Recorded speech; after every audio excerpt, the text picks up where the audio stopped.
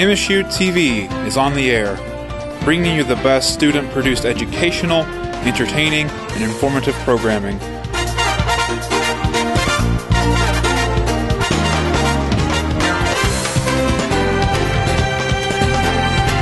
Broadcasting out of Breckenridge Hall on the campus of Morehead State University, MSU TV is signing on. Today on NewsCenter, tornadoes destroy the city of West Liberty, leaving little left standing. NewsCenter speaks with the Center for Regional Engagement to discover just how alerts are sent to students during severe weather, and an antique roadshow visits Morehead. All this and more coming up today on NewsCenter. Good evening and welcome to NewsCenter. I'm Kyle McKenzie. And I'm Angela Hardesty. This is your news for March 8th, 2012. Last week, Kentucky was struck with devastating storms that caused chaos across the Commonwealth. The small town of West Liberty, which neighbors Morehead, was struck by a tornado and has left the town in disarray. The consequences of the storm are very tragic. Citizens of West Liberty have lost their livelihood due to the destructive nature of this storm. Tonight on NewsCenter, we take a look at the effects of the storm as well as what others can do to help. We at NewsCenter ask that you keep those affected by the tragedy in West Liberty in your thoughts and prayers. With the recent freak weather we've had, it is important to stay updated on current weather activity for your own safety. NewsCenter's Greg Bowen has more.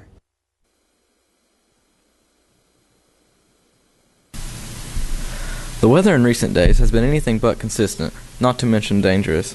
MSU students have an edge, however, when it comes to severe weather. MSU provides notifications to keep students updated on weather conditions. The alerts also provide information about campus scheduling when changes are made. NewsCenter spoke with Director of Risk and Compliance Harry Gunn about the procedure for these notifications. The process is Chief Matt Sparks, MSU PD. He is the person that makes the call on the weather between he and the provost, Carla Hughes.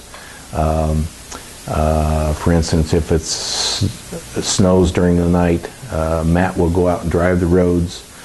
He will call in to Dr. Hughes very early in the morning, could be 3:30, 4 o'clock a.m. in the morning, and they'll make a decision on whether to cancel school, delay school, or go ahead and have regular school. That's the plan. I think it's called A and B. For instance, last Monday they put in the play a 2-hour delay. NewsCenter also spoke with Web Director April Nutter about how the alerts work. We use a company called OmniAlert and a product called E2 Campus to generate alerts for weather and safety issues on campus.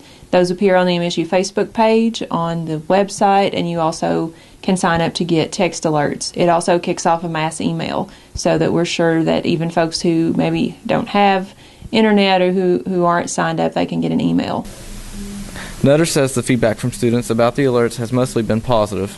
Reporting for NewsCenter, I'm Greg Bowen. For more information or to sign up for weather alerts, visit moreheadstate.edu. With more coverage of the devastation caused by the tornadoes this weekend, NewsCenter's Derek Gramke found out more about MSU Cares and their efforts to help those who were affected. The severe storms that tore through the region on Friday brought along several tornadoes that caused damage to many local communities, such as West Liberty, which holds one of Morehead State's satellite campuses. Many people around the region and state are eager to lend a helping hand, including the university's own disaster relief organization, MSU Cares. I had a chance to sit down with Dr. Jay Marshall, the Executive Director of the Center for Regional Engagement, who also directs the MSU Cares program. Well, it's actually Saturday morning it started evolved because a number of us came into work and our email boxes and Facebook and phone calls, we started getting calls because of what had happened the night before, and many of us, particularly from the communications department, have connections to the West Liberty area, and it was pretty devastating. So before midday we had an email from Miss Madonna Weathers to have a more formal meeting with the emergency management team on campus, which is Chief Matt Sparks and Harry Gunn, to kind of coordinate how we were going to respond. And we needed to respond to a couple of different things. Number one, we have a West Liberty campus, and we had students that weren't going to be able to go to class on Monday for a lot of different reasons. So we had to figure out how classes would still be continued to be taught, what students were to do in the meantime if they had family issues that they were impacted by the storm, they were to deal with that first. And the response was basically telling both students and faculty, we're going to give you an opportunity to respond to this, be patient with the students while they take care of their families, and that kind of thing. The other part of the response was, and always is how can we motivate our students, faculty, and staff to volunteer to give back to the region in a time of need. The number of donations that have been brought in for the relief effort shows how caring people in the area are to help the families affected by the tornadoes get back on their feet. But some of the donation sites have become overwhelmed. Dr. Marshall goes into more detail for those who are wanting to donate and help out. Well, we're actually getting, we were on a statewide call today where a state coordinator was, monitoring all 11 disaster sites. And the thing that people are saying not to bring is clothing. What they really need, what's most important, is money. Any cash or checks or donations that you can make either to the American Red Cross or to whatever charity that you know that's out there that's taking financial donations, that would be the most important thing. We've got tractor-trailer trucks coming in loaded with, we're not sure what yet, but I suspect a lot of water, a lot of cleaning supplies. I know, so there's probably not as much need for that, but baby formula, diapers, hygiene materials, those kinds of things would probably, soap, those kinds of things would be the most important. But money. They know what to do with money. Sometimes it's just you get overwhelmed. Some of the donation sites have become very overwhelmed with the clothing because you have to mark it. We're going to have to go through. Some of the bags came in marked, but we'll have to go through and identify what's female, what's male, what size they are they children or adult. So it's a very time-consuming process, and so it's those kinds of things. But we're not going to, if somebody walks in with anything, we're going to take it. And if it's appropriate, we'll distribute it out. If it's not, we'll give it to Christian Social Services or some other aid agency. But everything's, we're not going to turn anybody away. As the relief effort continues, there are many different ways for everyone to help out. The MSU Cares website provides different opportunities for people to lend a hand, and the program itself will be organizing trips out to the affected areas before too long. So once we get a little bit better idea of what's on the ground in West Liberty, there were teams assessing the damage yesterday and today. Once we get that information, we'll have a better idea. I'm hoping we can get groups of students down there as early as this Saturday and Sunday. I just would really like to encourage students and faculty and staff, but particularly students, to look at their time schedules and see where they can help, because once we're able to get people down there, the floodgates will open, and I'd really like to see this institution show what we can do in the region.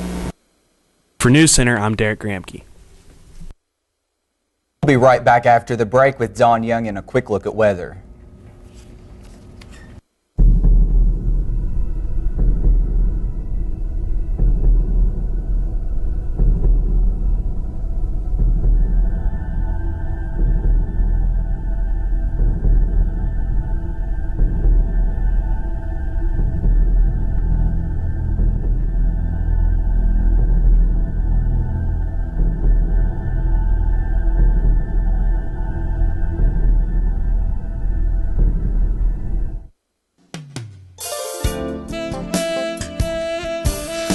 Morehead State Career Services offers services and resources to partner with you in your career decision-making process with things like MSU JobLink, individual career counseling, Eagles in Flight certification program, and the Suit Bank.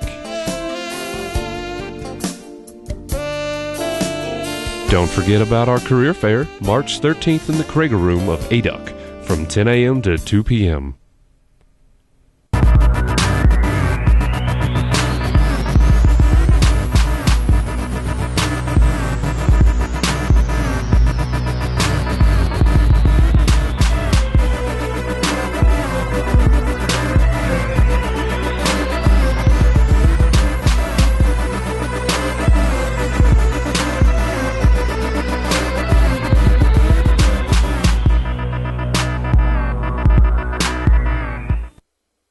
At the Kentucky Center for Traditional Music, we preserve and develop the art form and represent our cultural heritage through performance, educational outreach, and interaction with the community in the MSU service region and beyond.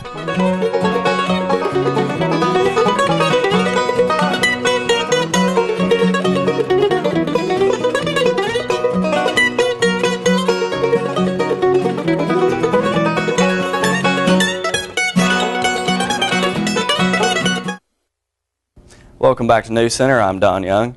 Right now it's about 59 degrees outside. Pretty nice for this time of year. A little cooler than it has been the past couple days, but as with the warm weather comes the rain showers.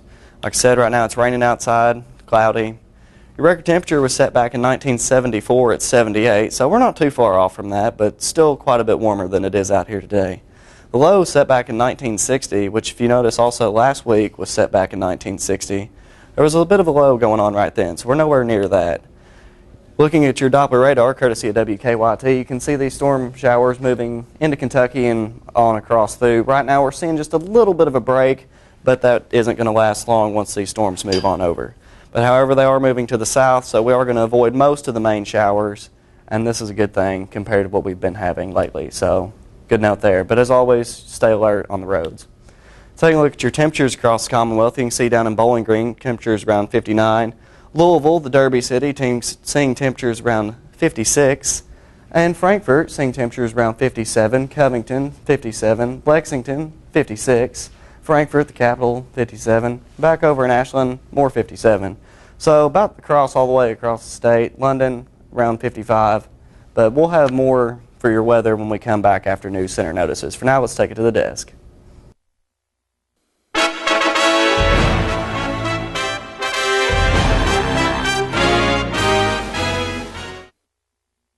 This evening on News Center Notices, we have the MSU's Dean of Students, Kevin Kett, in the studio with us tonight, and he's here to talk about MSU's effect from last week's storms.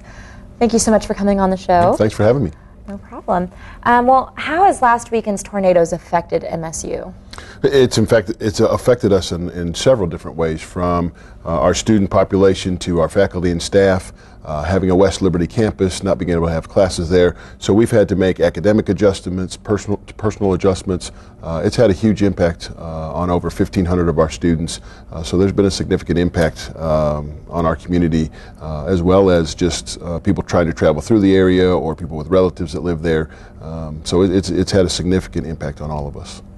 And tell me more about MSU Cares, the website that has been started by the Center for Regional Engagement. It's an important resource for our campus in that we're trying to focus efforts. A lot of times, obviously, when we see people in need, our first effort is, how can we help? What do we need to do? And so this is a chance to organize everything to see from students who need help academically, what do I need to do? Maybe I need textbooks, maybe I need shelter. There are opportunities to tell us what your needs are on that site, but there are also opportunities for volunteers to join in and say, hey, I'd like to help, and there's a list that changes minute by minute of opportunities for students to get involved to help those in need, from doing laundry to trying to help with serving food at soup kitchens, or to try to help deliver those products to the West Liberty area. So there are a number of resources on that page that can say, hey, I want to help, or I've been impacted. Either side of that, you can go to the MSU Cares webpage for that resource. And I do know that the CRE is a drop-off point for donatable items, and there is a list on the website of what people can donate. That's correct, and that list changes regularly as well, because again, as we do the assessments, it's important to see what people need. The primary need that is out there right now is financial, for people to donate money, but we will not pass anybody, send anybody away. That if a donation is a donation. But right now we're good on clothing items, etc. But we need money. We need feminine hygiene products. We need diapers, baby products, those kind of things. But yes, there's a list that shows what we need. And how has MSU been aiding in the effort? We've been aiding in several different ways. One, to try to be a resource to our students, to let them know, obviously they need to focus on their families, and trying to help faculty see that we need to be really flexible, trying to put as much online, trying to be as flexible as possible with students who are in need. We've provided housing for volunteers, but also those impacted by the storm. The MSU Care site with the volunteer efforts, trying to coordinate that.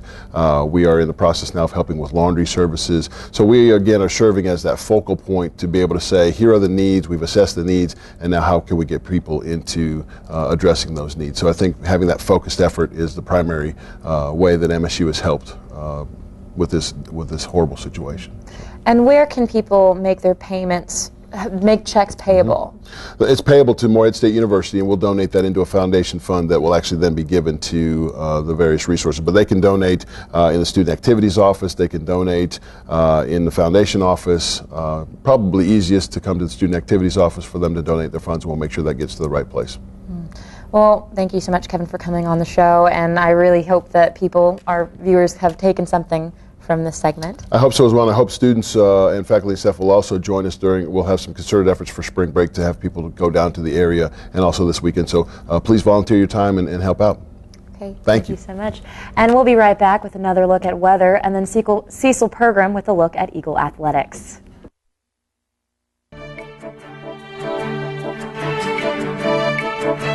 Eagle Trace Golf Course is just minutes from Morehead, Kentucky, right off the Sharkey Farmers exit. Bring your friends and family for a fun and affordable round of golf. The course features a driving range, putting green, and a special discount for MSU students. Call 606-783-9073 to arrange your tee time or group outing. If you enjoy watching and analyzing movies, the Film Studies minor would be great for you. The Film Studies minor recognizes the importance of film literacy in the digital age and offers students the critical skills they will need to productively engage in the mass-mediated world of the 21st century. In class, you may observe movies such as Seven, Blade Runner, Taxi Driver, and Dirty Harry. For further information, contact the Director of Film Studies, Jeffrey Hill, at j.hill@moreheadstate.edu.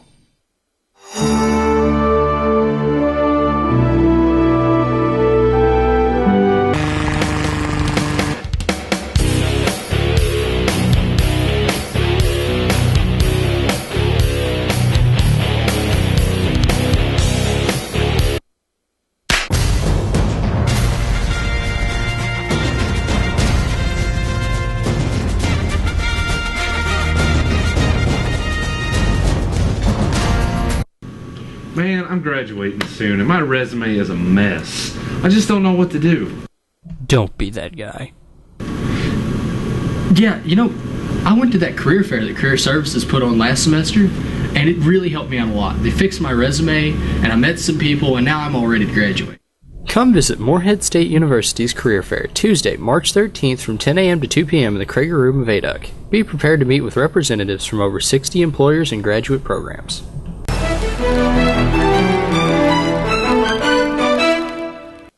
Welcome back to NewsCenter. Temperatures still sitting around 59 degrees outside. We're still seeing some more rain showers, but around 11 o'clock they were to divert their way onto the south of our area, so that'll be pretty nice getting that out of here. Looking into tomorrow, it'll be quite sunny out, so that'll be nice. Humidity with the showers in the area, 97%. Winds at around the southwest miles, around 14 miles per hour. So pretty average for right now. As you can see, a little closer look at that storm using the Doppler radar courtesy of WKYT. You can see those storms are kind of working their way down towards the south, moving into Tennessee and North Carolina, places of that nature. But that's going to be moving out of our area. We're going to see a few more scattered showers throughout the night, but into tomorrow it should be quite sunny and nice. So you can look at your temperatures again across the Commonwealth. You can see pretty much all across the state it's around 57 degrees, so pretty standard across the whole state.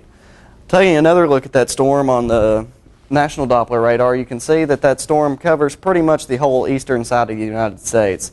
But luckily it's going to go ahead and push on down out of our area, giving us a pretty nice day into tomorrow and going into the weekend.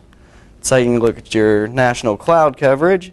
You can see that storm again. That's where we're just going to be seeing that up in Wisconsin. You can see it's kind of clearing out, and that'll be moving down into our area. Taking a look at your temperatures across the state, you can see those storms is putting off some lightning, which is always a potential for some severe storms. But temperatures around in the 70s to the south. In our area, around in the 50s, going up north, going into the 30s, a little cooler out that way. Out west, seeing temperatures in the average around the 50s, so about standard across the whole United States. But like I said, looking into tonight, there's going to be a few scattered showers, and we should see those work their way out of the area into tomorrow. Going to see a low tonight of around 35, so a pretty cool night, but we will see some warmer temperatures coming into tomorrow with a high of 50. But still not as warm as it has been, but moving into the weekend, we will see some warmer temperatures moving in. Let's take a look at the 5-day forecast. As you can see, like I said, Friday, with a high of 44 and a low of 36. Saturday, with some more few clouds in the sky with a high of 55 and a low of 29. Sunday, clearing up a little more with a high of 62 and a low of 38. Monday, we might see some minor showers moving back into the area, but the temperature is going to continue to increase with a high of 64 and a low of 38. And then Tuesday, even warmer, 68 with a low of 53, but a few more showers moving into the area then. So, overall, compared to the weather we have had with the tornadoes and the snow, where we're at now is pretty nice. We've avoided another pretty good sized storm here in Moorhead, but going to see a little bit more rain, but nothing too major for us to worry about. Well, hopefully we'll have a break this weekend, especially for all the people out there trying to clean up from the disasters from, this past weekend. So hopefully this weekend it'll be a little dry for them. Yeah, I know that snow couldn't have helped burying everything after it was already. I'm looking forward to Sunday. Sunny and in the 60s. It ought to be pretty nice. But then, moving back into our work week, we're going to see some more showers. But for now, let's take it to Cecil Pergram with sports.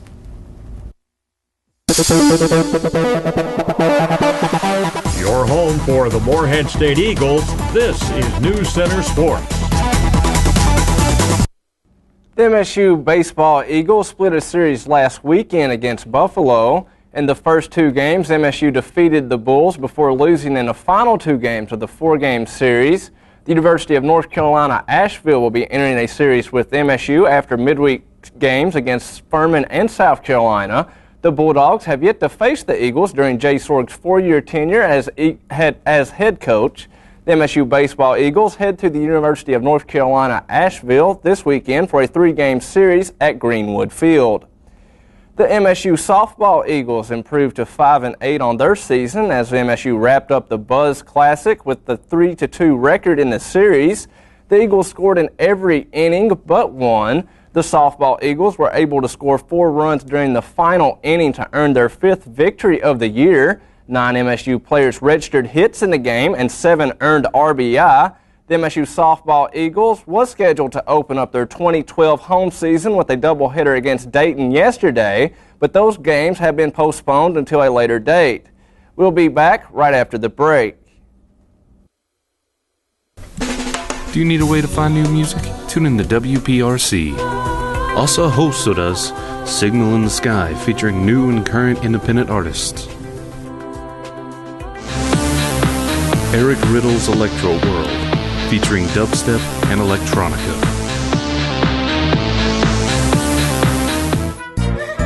Tanner Boyd's Laugh, a great comedy show, full of laughs and gags. Derek Moore's Moorhead Metal Vault, a headbanger's delight, loud and in your face. Tyler Mullen's Bluegrass Connection, a classic experience and instrumental tradition. WPRC, great radio-style entertainment. Tune into the show, broadcasting on Channel 77 starting at 6 p.m. Also, check us out on Facebook.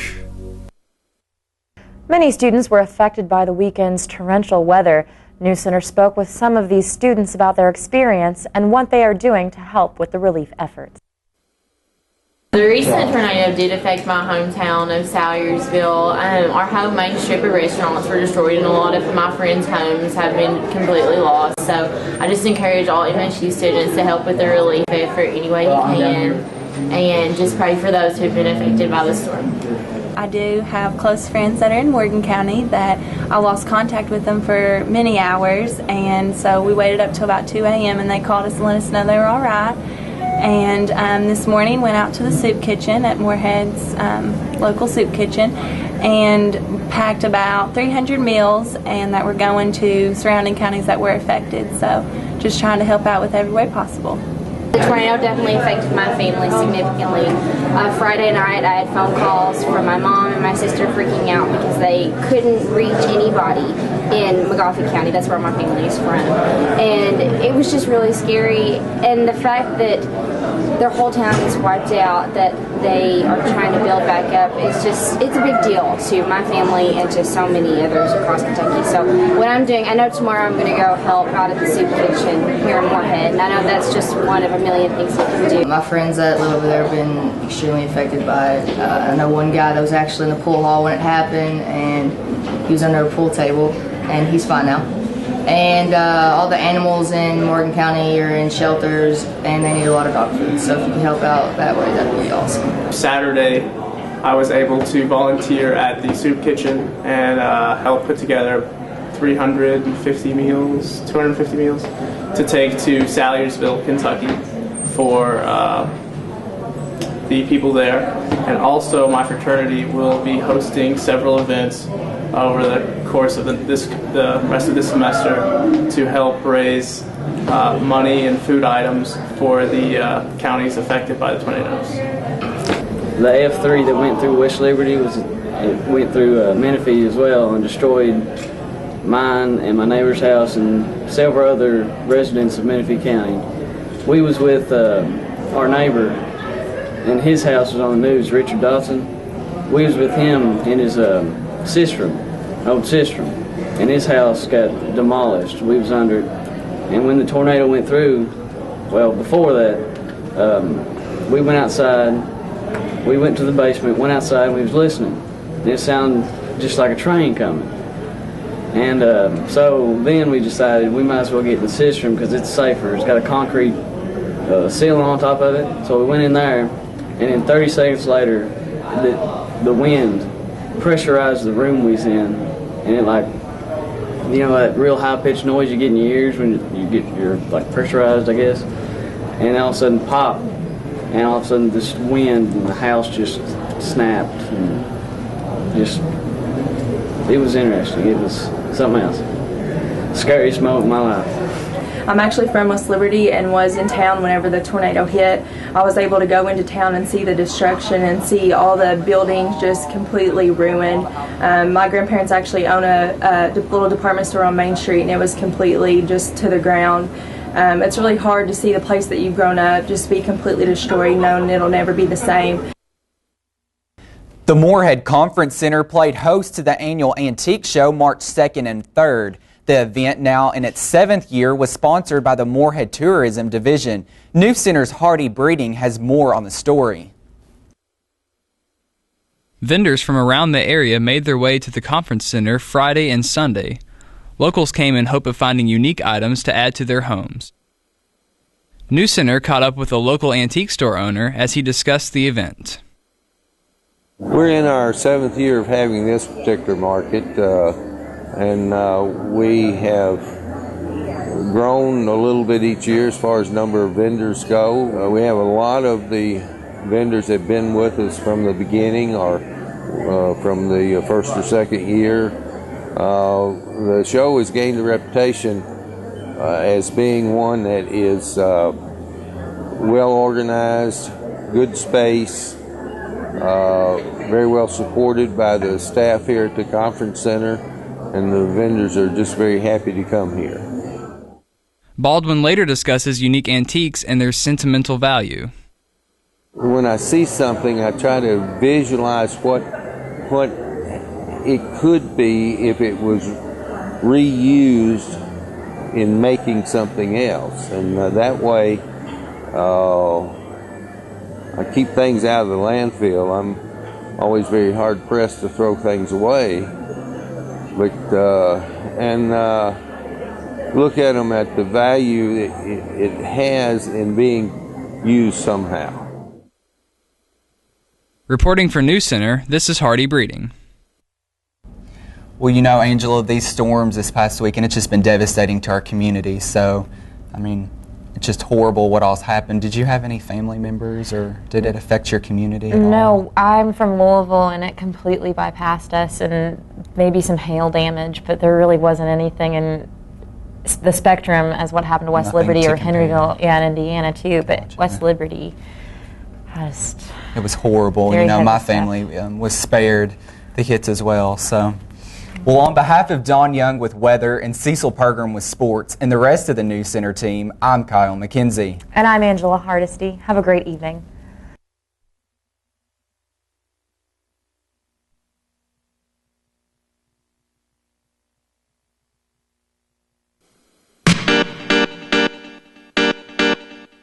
For those students with places to go and no car, don't forget to ride your bike.